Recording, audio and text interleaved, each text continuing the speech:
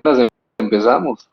No, con sus compañeros ya voy, avanzamos bastante. Vamos a aprovechar estas 2 horas para igualar en donde nos quedamos con sus compañeros, ¿sale? Bueno, excelente. Entonces voy a empezar a compartir la presentación. Me dicen cuando ya la vean todos en pantalla, por favor.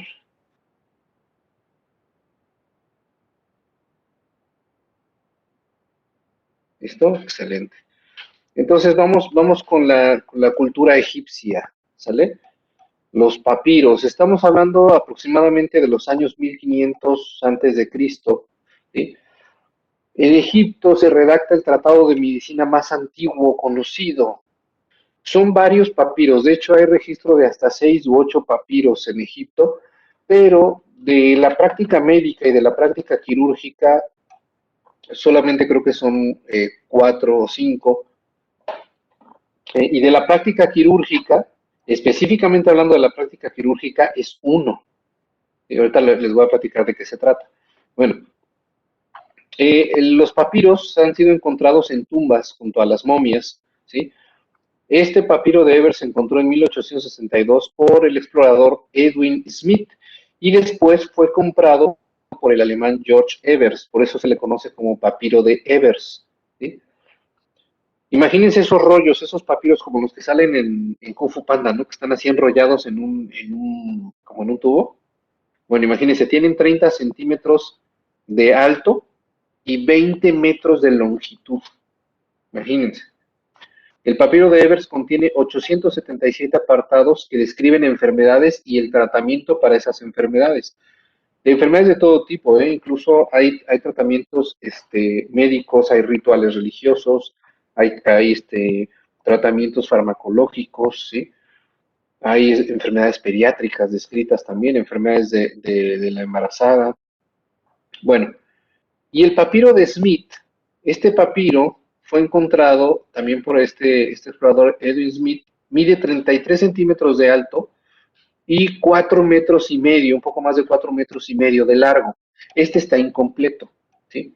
Se encuentran, este es el que les decía que tiene casos quirúrgicos, ¿sí? Tiene 48 casos quirúrgicos de heridas que son tratadas de manera bastante lógica y solamente en uno de ellos se refiere a una intervención mágico-religiosa, ¿sí? Los pasos que llevan ellos para tratar las heridas es muy similar a lo que usamos actualmente, ¿no? O sea, se valora al paciente, los síntomas, el diagnóstico, ellos daban un veredicto, ¿sí? Y un tratamiento que podría ser ya sea farmacológico o quirúrgico. Bueno, esta es una imagen del papiro de Smith. Bueno, vamos a ver un video corto. Este video dura 2 minutitos. Vamos a ver un video precisamente de los papiros y de cómo se organizaba la medicina en Egipto. Y ahorita les platico bueno, de una vez se los voy a comentar. Ustedes han visto las películas de Egipto, ¿no? Del antiguo Egipto, las de la momia y estas de exploraciones, ¿no? ¿Qué personaje es el que tenía poderes en esa película? ¿Cómo se llamaba? ¿Se acuerdan?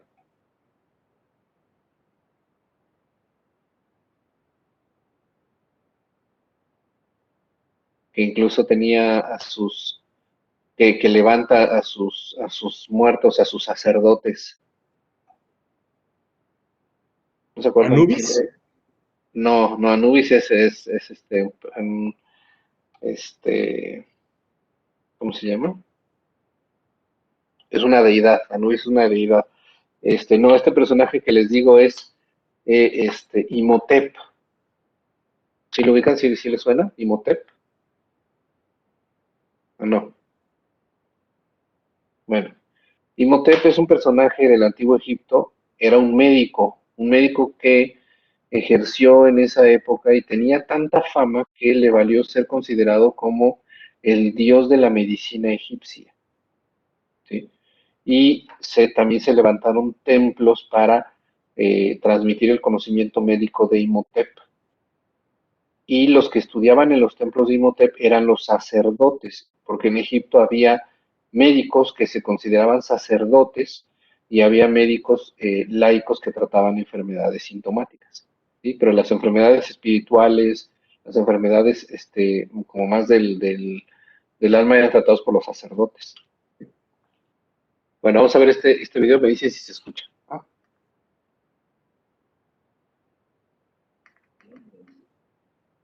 El papiro de Ebers parece proceder de varias fuentes. Está completo, siendo un papiro de 20 metros.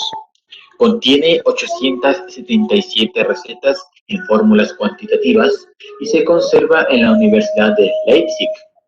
Fue descubierto por George Ebers y está datado en el año 1580 a.C. El papiro de Smith nos describe 48 casos quirúrgicos. Incluye en su parte posterior unas recetas de cosmética. Mide 4.5 metros y lamentablemente está incompleto. Se encuentra hoy día en el New York Historical Society. El papiro de Kohamu contiene diagnósticos aproximados a enfermedades de niños y mujeres. También tiene la peculiaridad de tener una sección de veterinaria. El papiro de Hernam habla sobre enfermedades infantiles. El papiro de Erskine contiene 225 recetas para enfermedades. Los papiros de Berlín y Londres básicamente son recetas. El papiro de Berlín contiene 255 y el de Londres contiene 61, de las cuales solo 25 son recetas específicamente. Las restantes son extraños rituales mágicos. Los tipos de sanadores que llegaron a existir en el antiguo Egipto pueden dividirse en tres: el sacerdote, el mago y los médicos laicos. El sacerdote se encargaba de las enfermedades con connotaciones divinas. El mago se encargaba de maldiciones y combate por posesión de espíritus demoníacos. El médico laico se dedicaba específicamente a las enfermedades de orden sintomático. Muy bien. ¿Sí se escuchó? ¿Se va? Bueno, eso fue en el Antiguo Egipto. Vámonos ahora con los griegos. La cultura griega es una de las que más influencia tienen en la medicina moderna, ¿sí?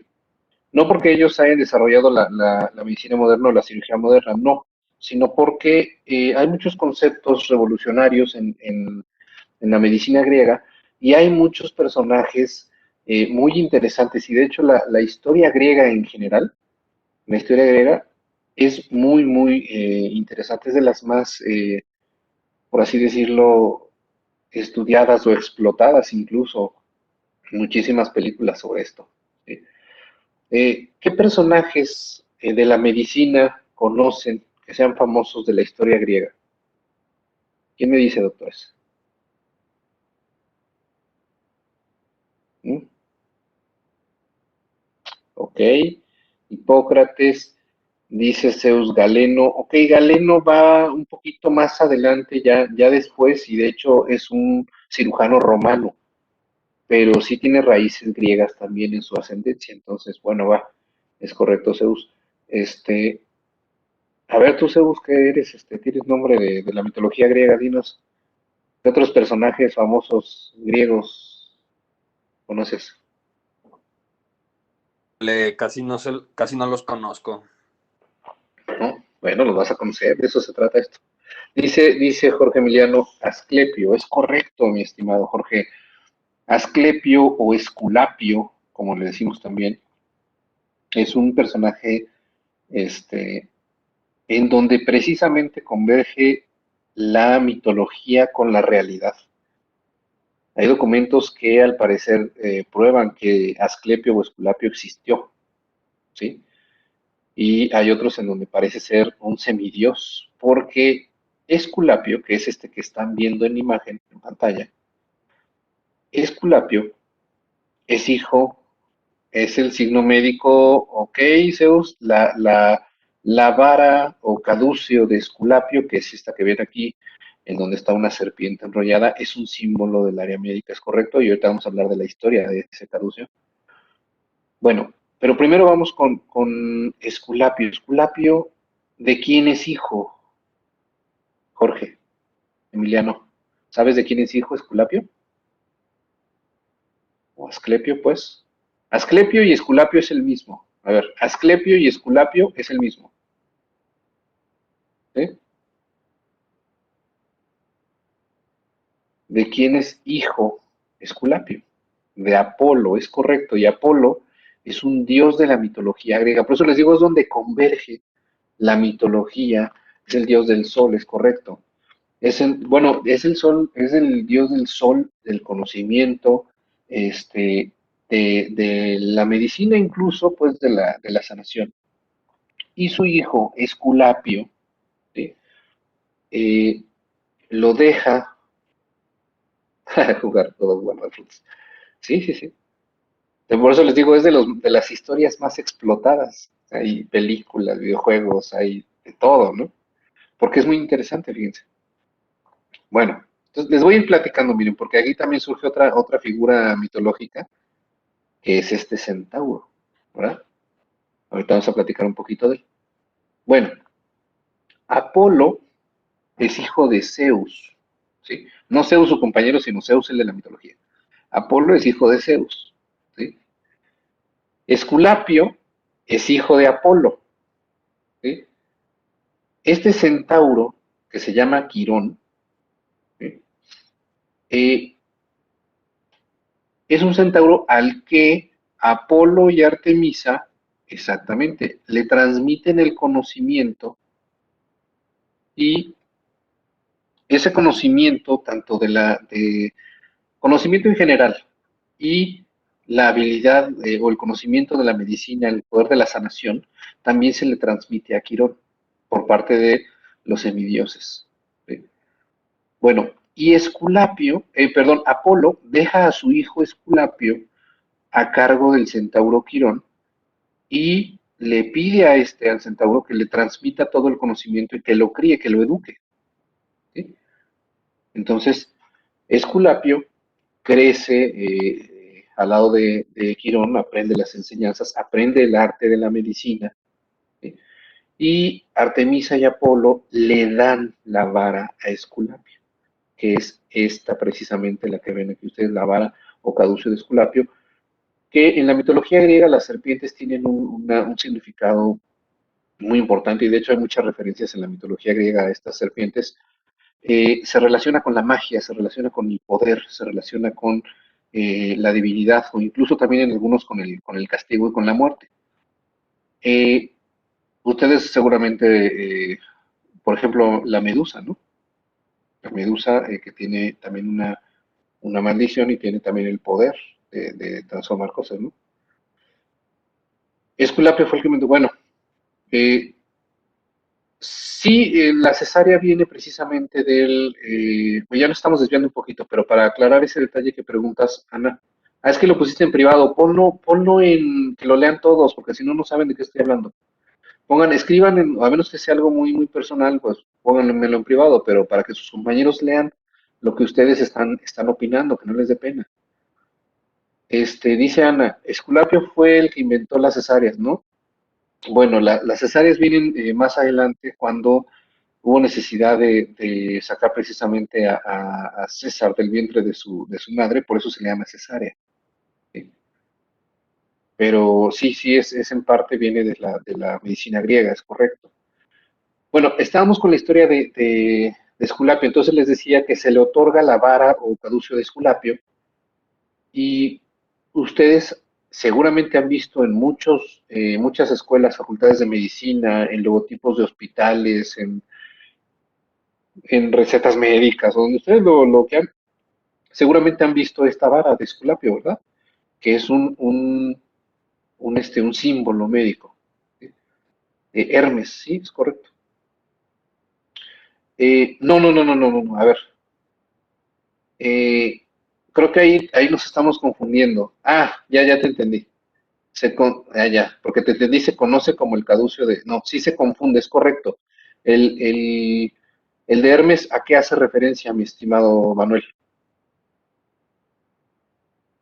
¿Mm? A la economía es correcto, tiene que ver más con el aspecto económico, con el aspecto de contaduría y todas esas cosas, ¿no? Sí se confunde, es correcto. Qué bueno que lo mencionaste, fíjate. Eso no se los comenté yo a sus compañeros de otros grupos, pero es correcto.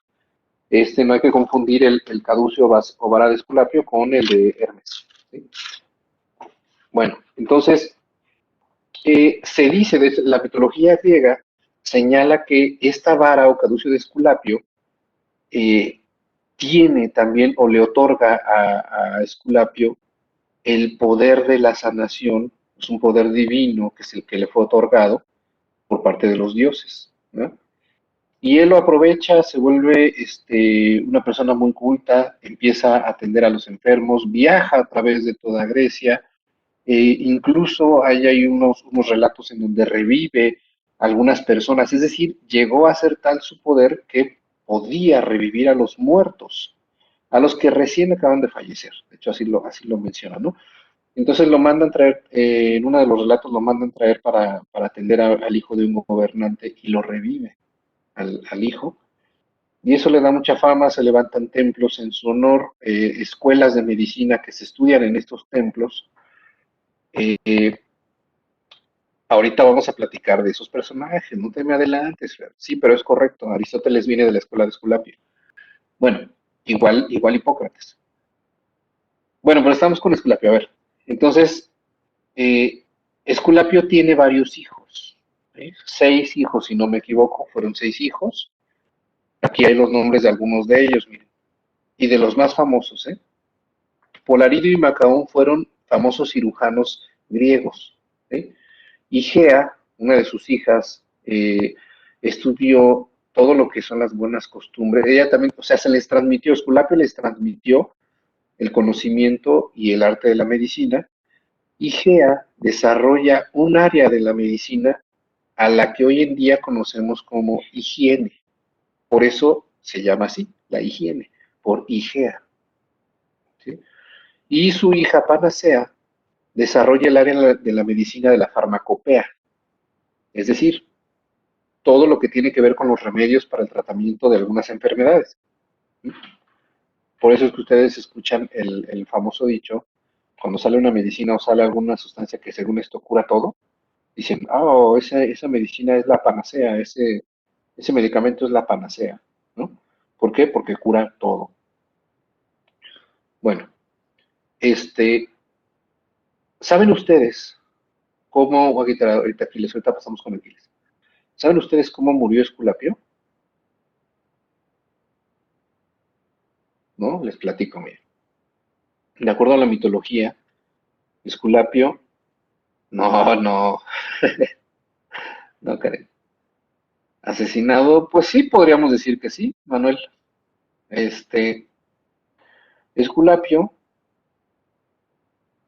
les decía, empieza a revivir a los muertos, incluso tiene ya esa capacidad, y el mismo Hades se queja con Zeus y le dice, oye, tu nieto Esculapio está reviviendo a los muertos y está alterando el equilibrio.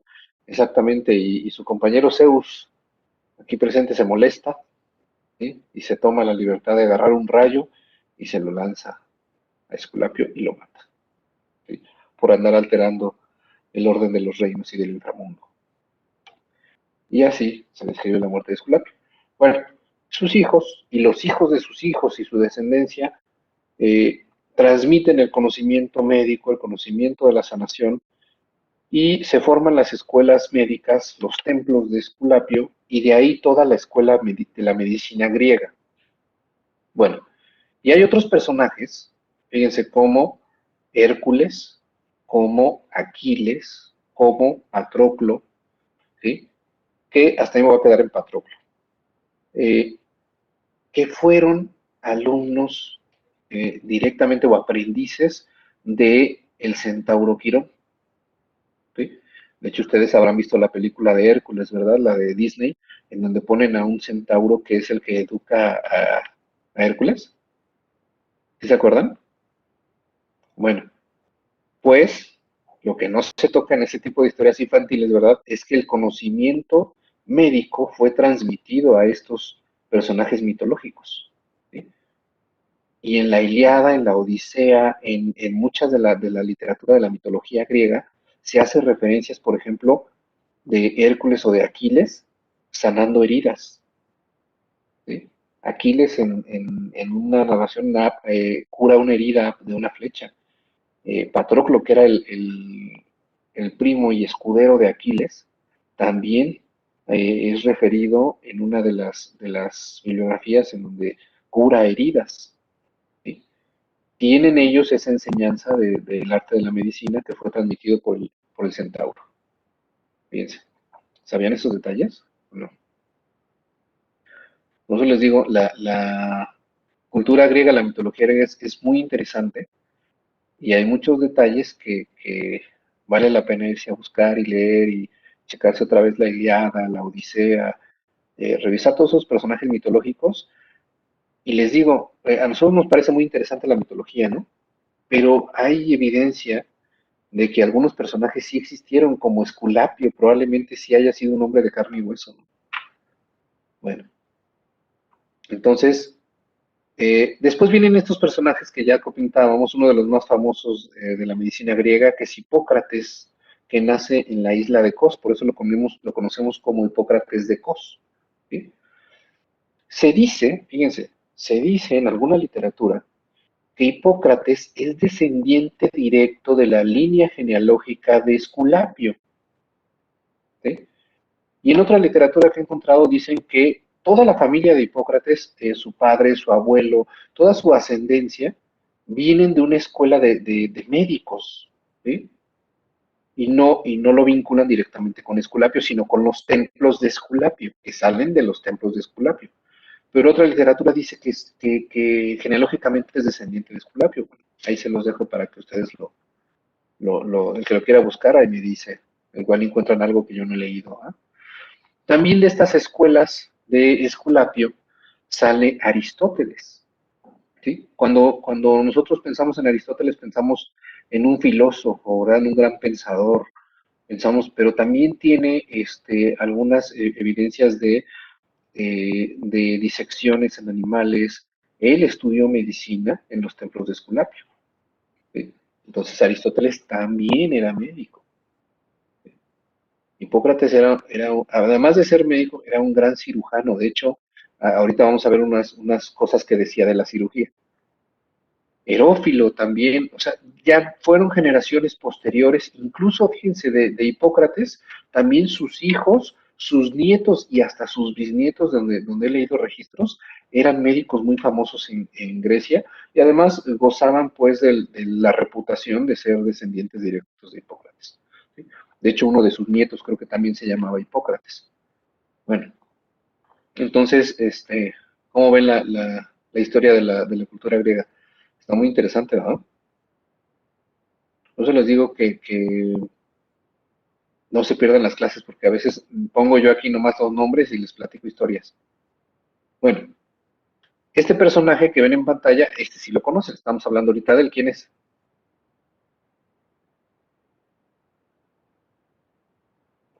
No, no, este es Hipócrates. Aristóteles era más grillo y tenía más cabello. Este es Hipócrates de Cos. ¿Sí? Fíjese, ya dimos un brinco más o menos al año 400 antes de Cristo. ¿Sí? ¿Qué importancia tiene Hipócrates de Cos? Es uno de los personajes que más influencia han tenido para el desarrollo de la medicina moderna. ¿Sí? De muchos de los conceptos que existían antes de él, cambiaron porque él llegó y dijo, a ver señores, dice, las enfermedades tienen un origen natural, tienen un origen en el cuerpo humano, por lo tanto los tratamientos deben ser naturales. ¿Sí? Nada de a lo mejor tanta creencia de eso. Es correcto, Fernando, la teoría de los humores, también creó la teoría de los humores. Ahorita les platico un poquito de la teoría de los humores y vamos a ver un video de eso. Fíjense, en esta época en la que vive Hipócrates, se genera mucho conocimiento médico, no nada más de él, sino de toda la generación de médicos que salen junto con él de los templos de Esculapio, ¿sí?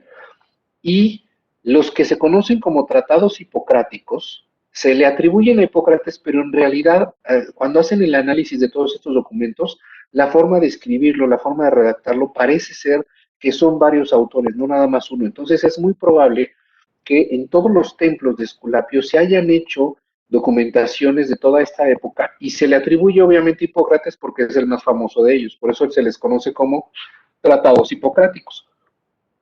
Pero lo que sí es evidente que es de él es el juramento hipocrático. Y ahorita vamos a leer un fragmento del juramento hipocrático. También, como decía, sonando la teoría de los humores. Él, como decía, a ver, las creencias mágicas no. Las cosas son del cuerpo humano y él decía que las enfermedades venían de un desequilibrio en el cuerpo y ese desequilibrio era precisamente un desequilibrio entre las sustancias que lo componen y ahí desarrolló la teoría de los humores, en donde dice que hay bilis amarilla, hay bilis negra, la sangre, la linfa, y lo relaciona con los elementos naturales, no naturales, elementos naturales, el fuego, el aire, el agua, y lo relaciona también con la humedad, con la sequedad, y esto lo lleva a desarrollar varias teorías también del equilibrio del cuerpo. Entonces, si el cuerpo tenía exceso de calor, había que enfriarlo.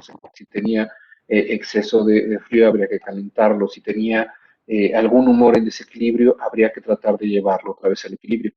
En eso se basó la medicina científica de Hipócrates. Errada, pero un concepto sí tenía bien claro, era la pérdida del equilibrio. Y ahorita vamos a volver a tocar ese concepto del equilibrio en las diferentes culturas que vienen más adelante. ¿Vale? Y yo les decía, Hipócrates fue un gran cirujano. Sí, hay también evidencia de muchos procedimientos que dejó plasmados. ¿Y él qué opinaba de la cirugía? Miren, esto es lo que él decía de la cirugía. La cirugía trata del paciente, el cirujano, los ayudantes, los instrumentos, el tipo y la orientación de la luz, la colocación del paciente, los instrumentos, la hora, el método y el lugar. El cirujano debe sentarse en un lugar bien iluminado y confortable, tanto para él como para su paciente. Las uñas bien cortadas, ¿sí? El cirujano debe aprender a manejar sus dedos mediante la práctica continua, siendo de especial importancia el índice y el pulgar. Han de moverse bien, con elegancia, deprisa, con agilidad, limpieza y al momento. Fíjense, aquí él nos está diciendo que la cirugía es un arte fino, ¿sí? La cirugía es un arte de habilidad manual también, ¿sí? Pero influye en otros aspectos técnicos. Él ya lo sabía, ¿sí? Él decía, tengo que operar con buena luz, tengo que operar cómodo, ¿sí? Vean, ya cuántos conceptos importantes ya tenía él en mente, ¿eh? Vamos a ver un fragmento del juramento hipocrático y ahorita les voy a platicar. Esto les va a hacer entender varias cosas, entre ellas, uno, el pensamiento de Hipócrates, ¿sí? Otra, eh, el compromiso que tenemos nosotros los médicos, ¿sí? Y los cirujanos de transmitir el conocimiento a nuestras generaciones que vienen por detrás. Y eso explica por qué estoy aquí con ustedes, doctores, ¿sí? Y la otra, ¿sí? Les voy a explicar la ley de bata blanca, que surge precisamente de estos preceptos hipocráticos, ¿sí? Cuando nosotros nos recibimos, al menos cuando yo me recibí, se hace una ceremonia con todos los egresados, los que nos estamos graduando, y se recita el juramento hipocrático, ¿sí? Algunos se lo toman más en serio que otros. Yo creo que hay algunos fragmentos que podrían ser actualizados. Ahorita les comento algunos si quieren que a lo mejor requieren actualizaciones, pero en general son buenas intenciones que están vertidas en él, ¿sí? Y eso habla mucho del personaje que lo creó, que es Hipócrates. Bueno, ¿quién me ayuda a leer el fragmento que les voy a poner aquí? A ver, Jorge Emiliano, arráncate. Sí, doctor. Juro por Apolo médico, por Esculapio, Higía y Panacea, por todos los dioses y todas las diosas, tomándolos como testigo, cumplir fielmente, según mi leal saber y entender, este juramento y compromiso. Venerar como a mi padre, a quien me enseñó este arte, compartir con él mis bienes y asistirles en sus necesidades. Considerar a sus hijos como hermanos míos, enseñarles este arte gratuitamente si quieren aprenderlo, comunicar los preceptos vulgares y las enseñanzas secretas, y todo lo demás de la doctrina a mis hijos y a los hijos de mis maestros. y a todo lo demás de la doctrina a mis hijos y a los hijos de mis maestros, y a todos los alumnos comprometidos y que han prestado juramento según costumbre, pero a nadie más. En cuanto pueda y sepa, usaré las reglas dietéticas en provecho de los enfermos y apartaré de ellos todo daño e injusticia. Bueno, repetiste un rengloncito, pero estuvo bien. Ah, sí, perdón. Fíjense, este es un fragmento nada más del juramento hipocrático. Eh, hay otros fragmentos más adelante que a lo mejor deberían actualizarse a la época, ¿verdad? Pero bueno, eso se entiende, eran muy distintas también las épocas. Por ejemplo, más adelante el juramento dice que no dará nada para que la mujer no se embarace o para que, o abortivos, hay algunas cosas que a lo mejor en los preceptos, pues ustedes saben que, por ejemplo, ahorita la planificación familiar, eh, la posibilidad de decidir sobre su propio cuerpo, pues es un hecho, ¿no? Entonces, hay cosas a lo mejor culturales y de época que deberían ser actualizadas, pero vaya, como ustedes lo pueden ver, son buenos preceptos que están baseados aquí en el juramento hipocrático. Eran buenas intenciones, ¿sí? Y eso también explica por qué Hipócrates desciende de una familia de grandes médicos, ¿sí? Porque ellos tenían la convicción de transmitir a sus hijos y a los hijos de sus maestros y a sus hermanos el arte médico, el conocimiento médico, ¿sí? Y ustedes, ¿sí? Como médicos que van a ser, tienen la obligación de transmitir el conocimiento que adquieran a las generaciones que van detrás de ustedes. ¿Sí? De otro modo, no se progresaría en la ciencia, imagínense. Ustedes tienen que transmitirlo y eso también, fíjense, es muy dado y a mí me ha tocado verlo, que muchos médicos jóvenes, ¿sí? No toman muy en serio a veces a los médicos ya muy grandes que están en los hospitales o incluso los menosprecian. O a mí me ha tocado, por ejemplo, ver que hay cirujanos ya muy grandes que no operan, por ejemplo, la paroscopía, no hacen cirugías de mínima invasión ni nada. Y hay médicos más jóvenes que dicen, no, no, ya que se jubilen, ya no hace nada, ¿verdad? No, no, no, no, no, eso está muy mal. ¿Sí? Porque gracias a los médicos mayores que han estado recorriendo todo ese camino, nosotros pudimos desarrollar nuevas técnicas, ¿sí? Al contrario, entonces aquí lo dice, hay que venerar a esos médicos, ¿sí? Hay que venerar a los médicos más grandes, respetarlos, ¿sí? Con todas las limitaciones que tenemos cada uno de nosotros. Eso lo tienen que saber muy bien ustedes, doctores, ¿eh? Nunca vayan a ser soberbios, por favor, así en el hospital, porque eso, híjole. Todos en algún momento tenemos defectos, tenemos errores. Y bueno, aprendan lo bueno, ¿no? De los médicos que ustedes tengan enfrente.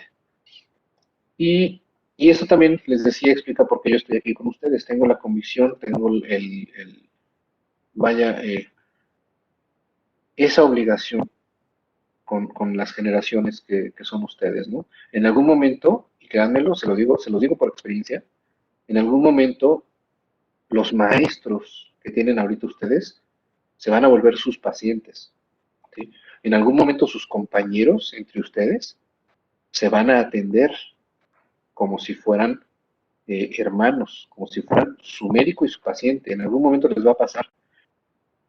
Y eso me lleva al otro punto, que es la ley de bata blanca, ¿sí? La ley de bata blanca es un concepto que se ha perdido en muchas generaciones, se ha perdido esa enseñanza. A mí me lo enseñaron mis maestros y yo se los quiero enseñar. Si ustedes lo practican o no, ya es cosa de ustedes, ¿sí? Pero yo se los voy a enseñar y creo que están viendo que los preceptos éticos, los preceptos de la práctica médica, para mí sí importan, ¿sí? Y espero que ustedes también les den un valor. ¿Qué es la ley de bata blanca? Cuando ustedes, por ejemplo, les toque operar o les toque atender a un colega médico, ¿sí? No nos cobramos honorarios. Cuando les toca atender, por ejemplo, me ha tocado operar a compañeros anestesiólogos, me ha tocado cobrar, atender, por ejemplo, a compañeros cirujanos incluso, ¿eh?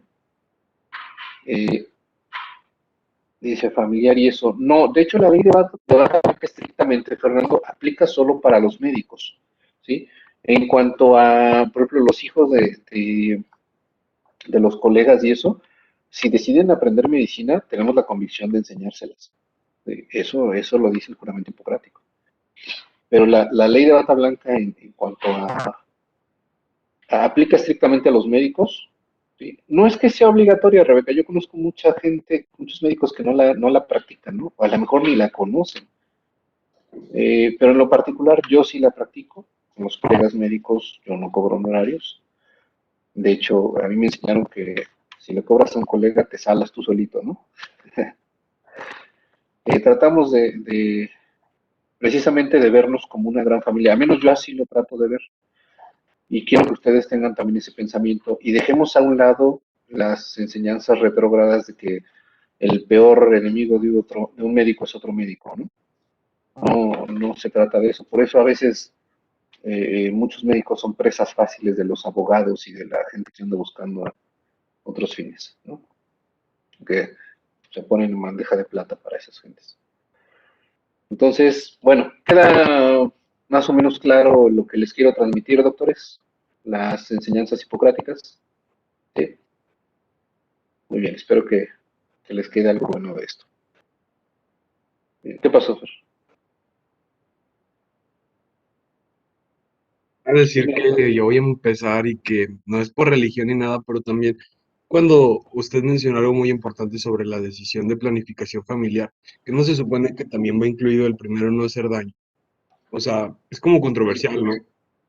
Sí, exacto, por eso digo, tienen que ser conceptos que se actualicen, porque en el juramento hipocrático él menciona los abortivos, menciona respeto, pues algunos principios básicos de la vida. Pero te digo, esos conceptos, tanto religiosos, conceptos morales, no son los mismos de aquella época a la de hoy. Entonces, si tú, por ejemplo, fíjate, no quiero poner un ejemplo, vamos a hacerlo Sí, para irnos sí, al tómame extremo. de ejemplo. Yo no estoy, por ejemplo, yo no estoy a favor del aborto. Si quiere tomarme de ejemplo, y no hay problema, está bien. Exacto, a eso iba precisamente, fíjate. Si tú te vas al otro extremo y conocen, por ejemplo, a las feministas que son extremas, ¿no? Que, por ejemplo, en Argentina, si tú le dices o le lees un fragmento del juramento hipocrático a una de estas personas, seguramente te va a golpear, ¿no? Es que yo tengo derecho a decidir sobre mi cuerpo, claro, claro, pero siempre el derecho de decidir de una persona termina en el momento en el que puede dañar a otra. Y esos límites a veces no están muy claros de acuerdo a los preceptos éticos o morales, ¿sí? A lo mejor tú desde el punto de vista personal, tu ética, incluso tus creencias religiosas, Fernando, te dicen, es que desde la concepción es un ser vivo, ¿sí? Y hay otras personas que a lo mejor desde el punto de vista legal te van a decir, es que legalmente el producto no es un ser vivo hasta las 12 semanas que dicta la ley. O sea, no me quiero meter tanto en eso, precisamente porque va a haber muchas opiniones. Y variadas opiniones existen, como dice moral y ético. Sí, claro. Hay mucha gente que sí mezcla mucho las creencias religiosas con los preceptos de actos médicos todavía. Pero te digo, es algo inherente a la condición humana, es algo que no podemos cambiar, ¿sí? Y hay que respetarlo también. O sea, es como los testigos de Jehová con las transfusiones sanguíneas, ¿no? También existen maneras de sobrellevar esto, pero se trata precisamente de que el médico desarrolle las técnicas, desarrolle el intelecto para poder manejar a todos tipos de personas y para poder adaptarse a cada tipo de paciente. No todos los pacientes no son iguales, ¿sí? Y te tienes que saber ganar la confianza tanto del testigo de Jehová como del budista como del católico, ¿sí? Y eso tiene que ser algo que se inculque y se eduque en el médico, ¿sí? Si no, viene lo que es la intolerancia, ¿verdad? Pero está bien, qué bueno que lo tocaste. Bueno, vamos a seguir, vamos a dejar estos preceptos éticos y todo esto en Hipócrates, personaje importantísimo, importantísimo en la historia de la medicina. Vamos a dar un brinco un poquito más adelante, que es la cultura romana. ¿Sí? En Roma existe un personaje que ha sido uno de los personajes que más influencia han tenido en toda la historia de la medicina. Tanto así, fíjense, que a nosotros hoy en la actualidad nos dicen de una manera por él. ¿Saben de quién estoy hablando?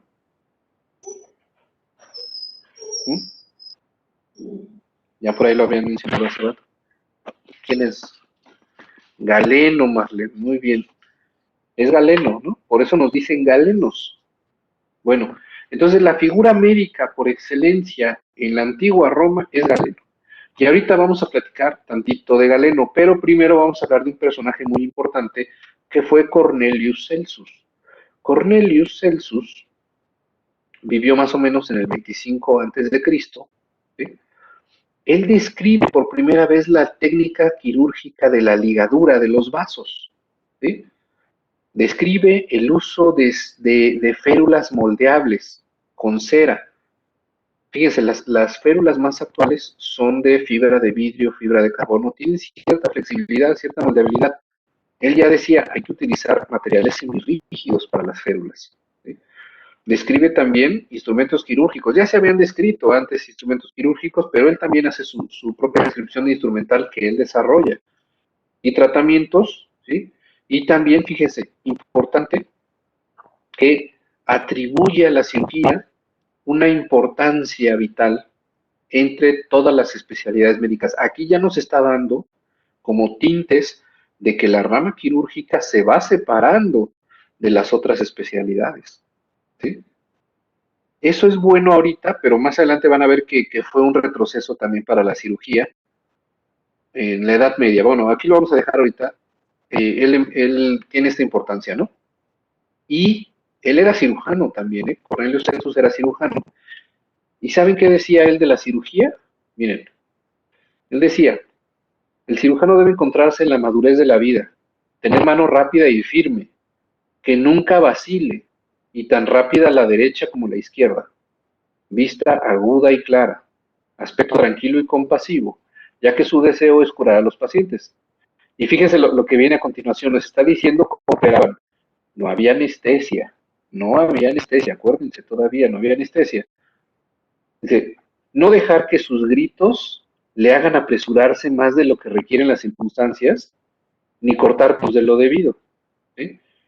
Tampoco permite que los aullidos del paciente causen mella en él ni en su trabajo. O sea, tenía que tener un temple de acero para aguantar los gritos del paciente mientras él estaba operando y no dejarse perjudicar por ello. ¿Sí? ¿Cómo ven? Bueno, ¿no? Bueno, vamos ahora sí entonces con la figura médica por excelencia, que es Galeno. Vean, él vivió más o menos del 130 al 200 después de Cristo. Ya estamos brincando prácticamente a nuestra era, ¿verdad? En nuestro tiempo. Es un médico revolucionario. Fíjense, les platico tantito de Galeno. Él realiza muchas disecciones en monos, en puercos, en jabalís, en varios mamíferos, pero se tenía todavía un tabú para explorar el cuerpo humano, ¿sí? Y Galeno tuvo la oportunidad de hacerlo. De hecho, sí lo hizo, pero hizo muy pocas disecciones en humanos. Traslapó mucho del conocimiento que obtuvo de los animales hacia el hombre y por eso tuvo muchos errores. ¿Sí? Muchos errores, anatómicos sobre todo, pero era un gran fisiólogo. Descubre parte de la circulación que también traslapa al humano de los mamíferos y tiene errores fisiológicos, pero esos conceptos fueron revolucionarios para la época y sus conceptos perduraron hasta el siglo XVI. Estamos hablando 1500, ¿sí? 1600 en esa época. Y vean desde cuándo vivió él. O sea, estamos hablando que fueron más de 1000 años prácticamente que Galeno fue la autoridad máxima en cuanto a anatomía, fisiología y cirugía. Vean, ¿eh? Bueno, su fama lo llevó a tal punto que el mismo Marco Aurelio, el emperador, lo llamó para que fuera su médico personal y el médico de la familia del emperador. Y después de la muerte de Marco Aurelio, todavía fue médico de los emperadores que siguieron. Sí vieron la película de Gladiator, ¿verdad? La de Marcus Aurelius. Bueno, es emperador ahí. Precisamente esos eran los tiempos de Galeno. Bueno, los que no la han visto, véanla. Súper, sí. Esa, mira, la de Russell Crowe. Bueno, y fíjense, Galeno fue cirujano y traumatólogo de los gladiadores que estaban en el Coliseo, ¿sí? Les arreglaba sus fracturas, las heridas, los operaba, incluso con la autorización del emperador tenía a disposición suya los cuerpos de los gladiadores que fallecían en el Coliseo. Y ahí precisamente en las heridas de los gladiadores, este, pues sí, como un deporte, si podemos decirlo que un deporte oficial o un deporte, porque eso no era un deporte, ¿no? Bueno, era una masacre, pero bueno, en el Coliseo vamos a suponer que sí. Entonces, él, fíjense, en las heridas de los gladiadores, describe los nervios laringeos recurrentes. Fue el primero que describe estos nervios laringeos recurrentes. Acuérdense, los laringeos recurrentes son los que nos permiten la vocalización, el movimiento de las cuerdas vocales. ¿Sí? Bueno, este era el grande Galeno. Como decía, llegó a ser tal su autoridad que en 1500, 1400, 1500, cualquier médico que se atreviera a decir que los preceptos de Galeno estaban mal, era tachado de hereje, incluso lo podían matar. O sea, así de autoridad tenía Galeno. Y se le conoce como el padre de la medicina, pero hay que tener en cuenta que muchos de los conceptos de Galeno estaban errados, gran médico para la época, revolucionario para su época, pero también algunos documentales, algunos escritos dicen que Galeno tendía a lo que no entendía, ¿sí? Tenía como la predisposición a inventar algunas cosas para tratar de llenar ese vacío de conocimiento. Y ahí hubo muchos errores también en los preceptos fisiológicos, en los preceptos anatómicos. ¿Sí? Pero bueno, hasta aquí vamos a dejar a Galeno. Más adelante vamos a platicar un poquito de cómo estos preceptos que estuvieron mal cambiaron, cómo se actualizaron. Y viene otro médico brillante más adelante, que es el que se encarga de eso. Bueno, varios, de hecho, son varios, pero bueno, vamos a tocar algunas figuras más adelante. Da Vinci, fíjate, Fernando, que Da Vinci, bueno, eso es más adelante Da Vinci, pero Da Vinci también tuvo su incursión en el área médica. Da Vinci hizo al menos registradas en la literatura, tiene 30 disecciones anatómicas en cuerpos humanos, ¿sí? Y tiene dibujos de reproducciones fieles de la anatomía, pero tenía mucha carencia en cuanto a la fisiología y en cuanto a la cirugía, ¿verdad? Él incursionó en muchas cosas, pero sí, tienes razón, Fernando. Leonardo da Vinci también hizo sus disecciones, se metió aquí, hizo sus pininos en la cirugía y en la disección, ¿eh? Bueno, fíjese lo que decía Galeno de la cirugía. La cirugía es el movimiento incesante de manos firmes y experimentadas. ¿Vale? Bueno, ¿quieren ver un video? ¿Sí? Vamos, me dice si se escucha. Ahí va.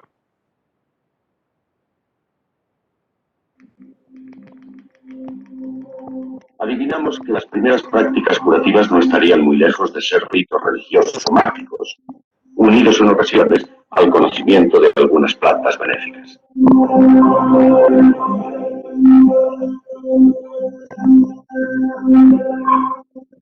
El papiro Ebers, escrito en Egipto hacia el 1500 a.C., es uno de los más antiguos documentos médicos que han llegado hasta nosotros. Contiene instrucciones para tratar todas las enfermedades conocidas en aquellos momentos, desde el dolor de cabeza hasta la mordedura del cocodrilo. Esta medicina venía de siglos anteriores. Imhotep, político y arquitecto que diseñó la pirámide escalonada de Saqqara, fue además un gran médico del año 3000 a.C. Sus conocimientos debieron ser tan importantes para sus conciudadanos que lo valieron ser considerado el dios de la medicina en Egipto durante siglos. En la antigua Grecia, el dios de la medicina fue Esculapio, muy probablemente también un antiguo médico de carne y hueso, cuyos discípulos practicaron la medicina sagrada en los templos. No sabemos mucho de los sistemas de curación empleados, pero sí han pervivido los ecos que indican el gran impacto que tuvo aquella medicina divina.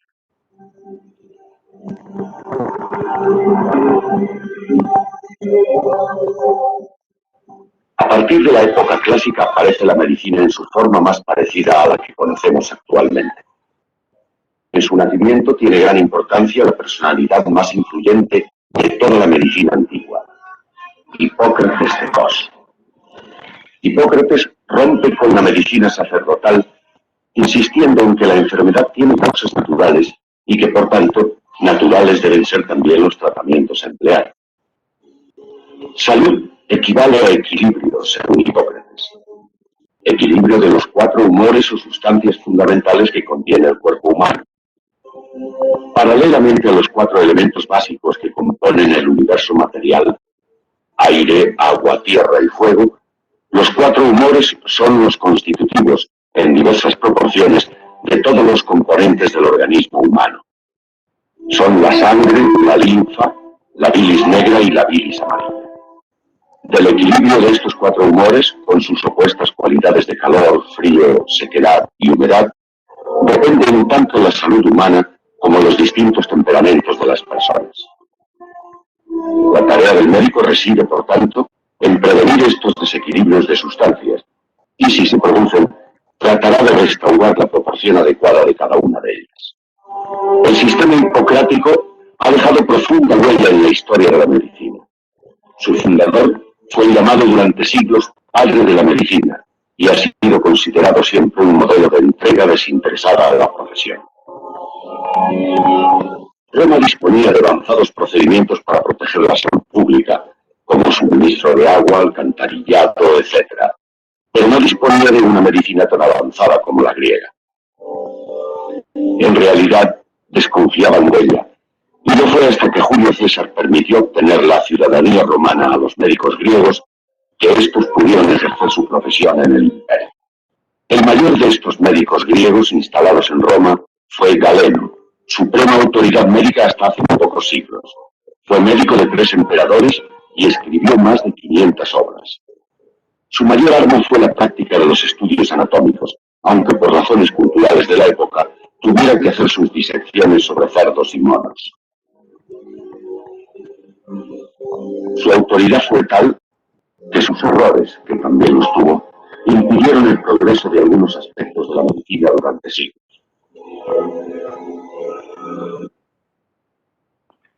¿Sí se escuchó? Excelente. Sí, Jonathan, me comentaron que tenías problemas para conectarte, no te preocupes. De hecho, déjame checar si te puse asistencia. Si te puse asistencia. Bueno, entonces vamos a dejar ahí la cirugía griega. Ya vimos algunos de los exponentes más importantes. Vamos a dar un brinco a otra cultura, que es la cultura hindú. ¿Sí? En la cultura hindú existen 2 libros sagrados, que son el Atharva Veda y el Ayurveda. ¿Han escuchado de ellos? ¿O no? ¿Sí? El Ayurveda es muy famoso, ¿eh? Los Vedas, ajá, sí. Bueno, fíjense, estos son libros sagrados que hablan de procedimientos médicos, de farmacología, de botánica, de todo lo que tiene que ver con los preceptos médicos hindús.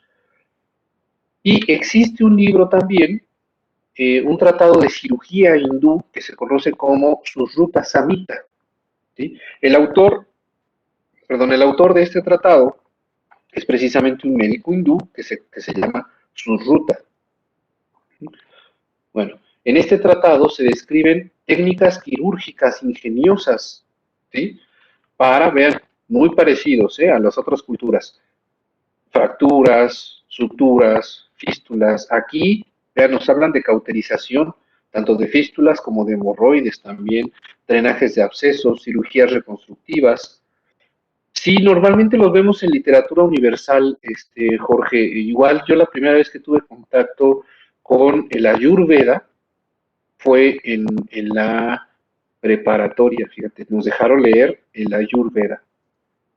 Y entendimos parte pues del pensamiento y de la cultura hindú. Fíjense, existen principios de técnicas quirúrgicas, de cirugías reconstructivas y de cirugías plásticas en la cultura tanto egipcia como en la hindú, ¿sí? ¿Qué dice Fernando? Hay uno que hace videos de ese libro que está en contra de la medicina moderna. Bueno, pues cada quien puede dar misa donde quiera, ¿no? La realidad es que la evidencia científica va a avanzar y nos va a comer a todos, así que hay que actualizarse, chavos. El médico siempre tiene que estar actualizado, pero hay que leer la historia para que no cometan los mismos errores.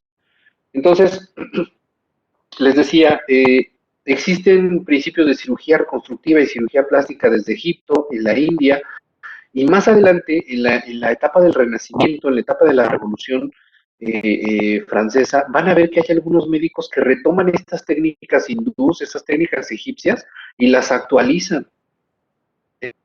O sea, vean, esa gente que dijo, a ver, ya había un procedimiento de esto, yo sí lo leí, o ya lo sé, ¿no?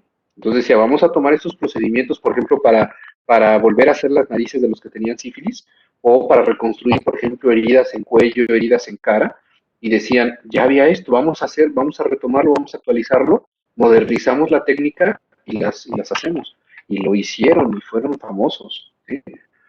Bueno, también estos libros, este tratado quirúrgico tiene una lista de 121 instrumentos quirúrgicos diferentes, ya instrumentos más elaborados para ciertos procedimientos en específico. Bueno, vamos con China. Estamos dando así como pequeños vistazos para que se den cuenta que en las diferentes culturas antiguas estaban desarrollándose conceptos quirúrgicos y médicos y quirúrgicos que iban de la mano. De hecho, fíjense, es muy hindú, muy de ese tipo de pensamiento. Eh, hablamos de los griegos y decían que había un desequilibrio de los humores, ¿verdad? Hablamos de los hindús y también ellos hablaban de un desequilibrio, pero nosotros solemos usar a veces una palabra cuando algo pasa o cuando se equilibra el universo por sí solito, ¿va? Que decimos, mira, es el karma. Si ustedes lo han usado, seguramente, ¿no? Y dicen, es tu karma, ¿sí o no?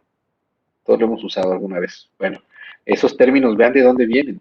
Y en la antigua China también existe una teoría exactamente, Fernando, el equilibrio del yin y el yang. ¿Sí?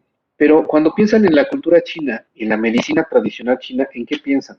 ¿En qué tipo de medicina piensan? ¿En qué tipo de probable intervención quirúrgica? Exactamente, en la acupuntura, ¿verdad? Muy bien, entonces veo que estamos en el mismo canal, estamos entendiéndonos bien aquí. Fíjense, en China existía un tabú muy, muy fuerte para respetar los cadáveres humanos y eso frenó el conocimiento de la anatomía quirúrgica mucho tiempo en la antigüedad, ¿sí?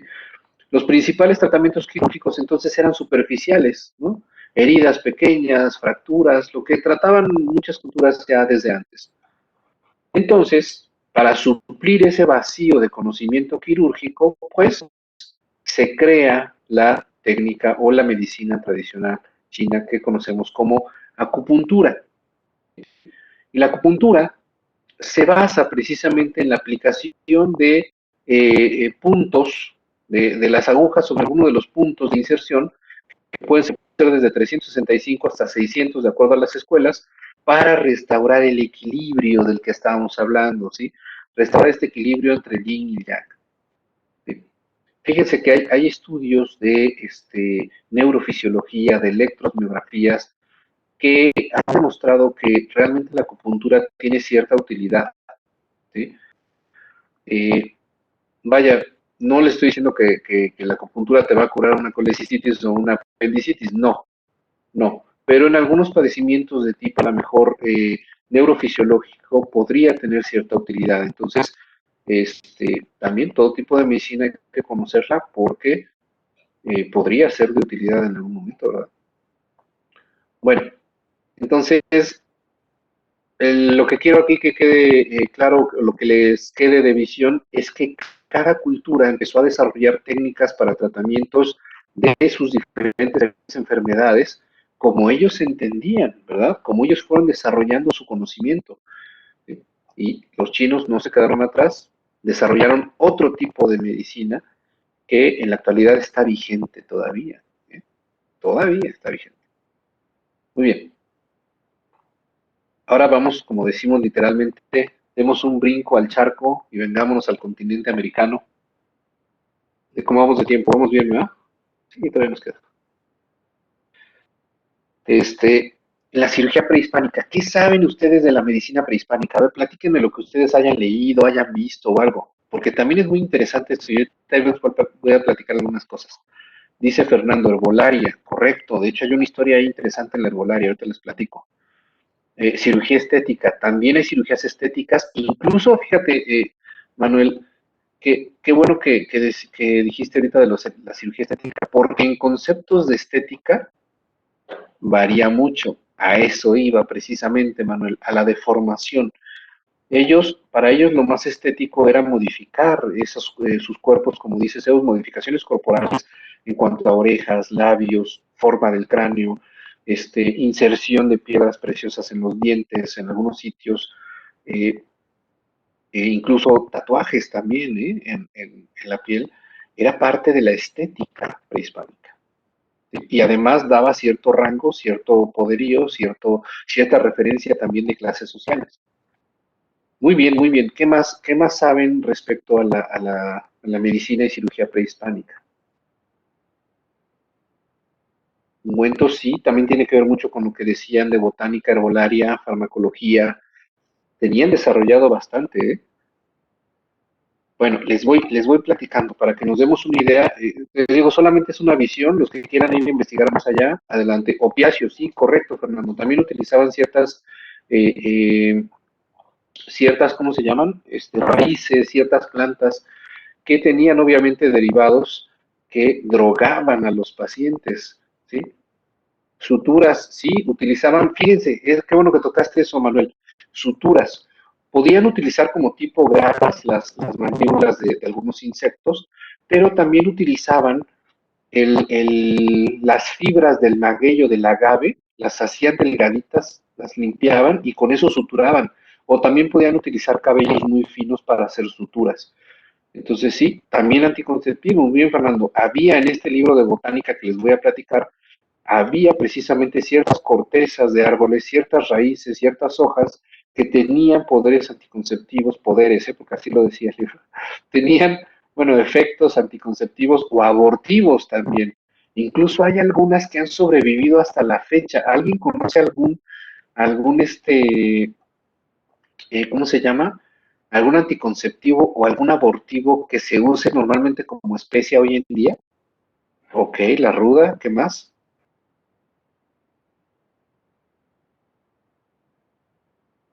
¿Qué más? Algo que le echamos al pozole. Canela, ok, la canela en combinación con otros sí también, Jorge. Orégano, muy bien, Miriam, el orégano. ¿Ustedes sabían eso que también se utilizaba como abortivo? Ahora no se vayan a hacer sus test de orégano, por favor. Bueno, bueno. Vamos entonces a seguir con la historia, porque si nos metemos así en muchos detalles y van saliendo más y más y más cosas, y luego a mí hacen que me emocione, me explaye y nunca terminaríamos estas clases. Vamos a hablar entonces de la cultura, este, ay, perdón, que tomé tantito café, este, de las culturas prehispánicas, también conocidas como culturas precolombinas, ¿verdad? Se les conoce así, pues antes de la llegada de los españoles. Eh, Vean la cirugía, el nombre de la cirugía, Texoxotlalitzli, ¿sí? Sus curaciones Tepatzilistli. Y hay una diosa de la medicina que ahorita no recuerdo el nombre, ahorita lo van a ver en un video. El cirujano, vean, se designa como Texoxotlacita, está canijo, ¿no? En vez de que digan, voy al cirujano, voy al Texoxotlacita, canijo. Bueno, entonces también desarrollaron ellos, al igual que otras culturas, ¿sí? Desarrollaron manejo de heridas, suturas, drenajes de abscesos, manejos de luxaciones, fracturas, resección de terigiones, amigdalectomía, circuncisiones, amputaciones, trepanaciones, tratamientos de hemorroides, tratamientos de varices. Hay muchas registradas en la historia.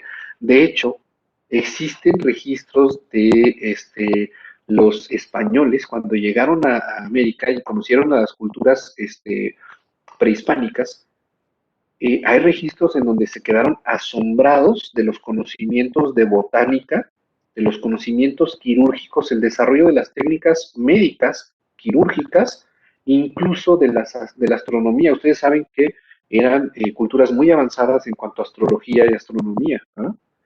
Bueno, pues todo eso hay evidencia.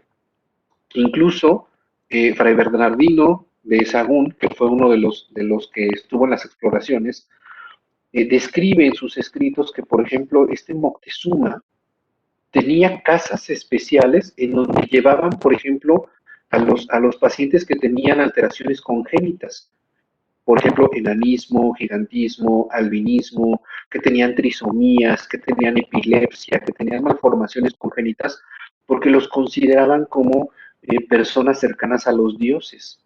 ¿Sí? Y era una bendición tener en alguna familia algún personaje de este tipo. ¿Sí? Entonces, esas personas eran llevadas a casas especiales, ahí daban jardines hermosos, tenían sirvientes, los atendían, tenían médicos a su disposición, les daban vida de dioses. Y se quedaron ellos asombrados y él le escribía ahí, aquí tratan a los monstruos como dioses, ¿no?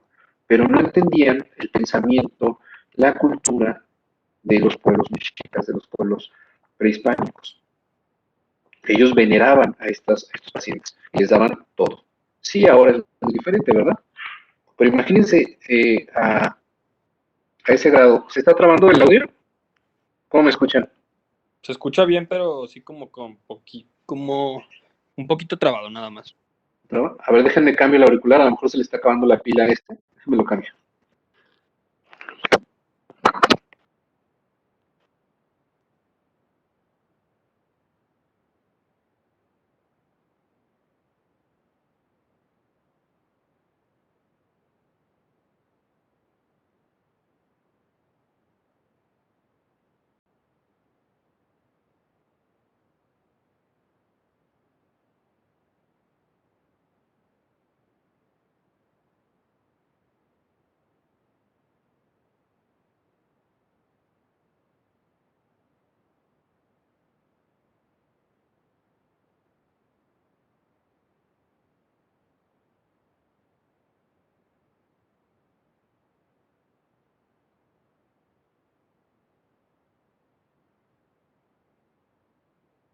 Es que lo estoy cambiando, pero no.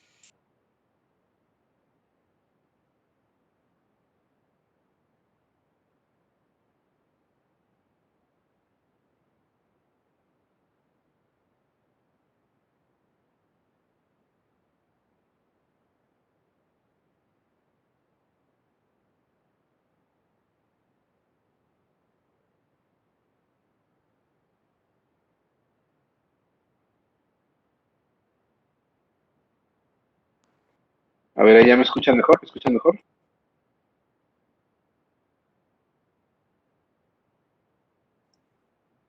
¿Ya mejor? ¿Mejor, mejor? ¿Sí? Ok, a lo mejor se le estaba acabando la pila al otro, no sé. Si se escucha trabado, me dicen, ¿eh? Bueno, entonces nos quedamos en eso, ¿verdad? Toda la evidencia que está ahí.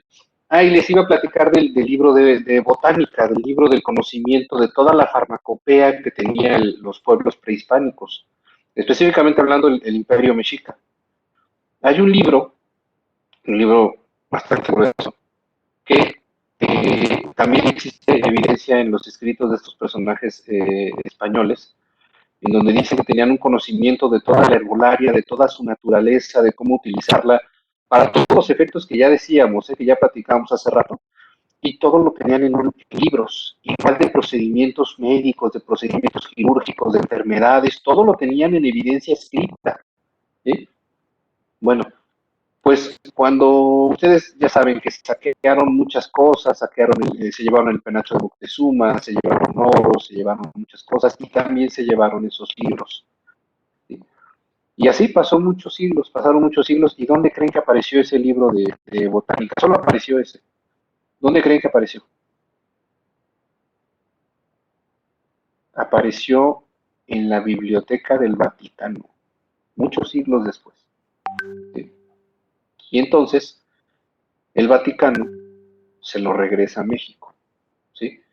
Y en la actualidad tengo entendido que está en el Museo de Historia Natural de la Ciudad de México. Ahí lo pueden ver. Bueno, entonces, para que se den entonces una idea de que así confluyen muchas culturas, desde la egipcia, antes, ¿no? La de Babilonia, la Mesopotamia, Egipto, Grecia, China, India. También los pueblos aquí en nuestro continente no se quedaron atrás, desarrollaron también su propia medicina, sus propios procedimientos quirúrgicos.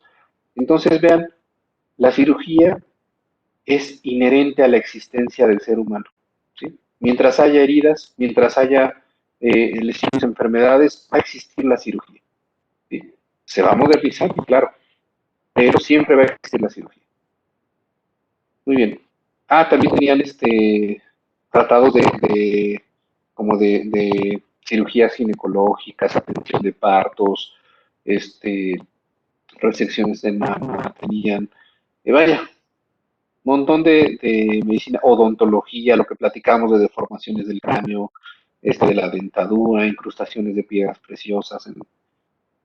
También había, por ejemplo, rituales, hay evidencia de rituales en donde los guerreros más antiguos, para honrarlos, para venerarlos en sus familias cuando morían, les daban parte del cráneo para que pudieran ahí preparar bebidas sagradas y tomar el cráneo de sus antepasados. Era como los honraban también.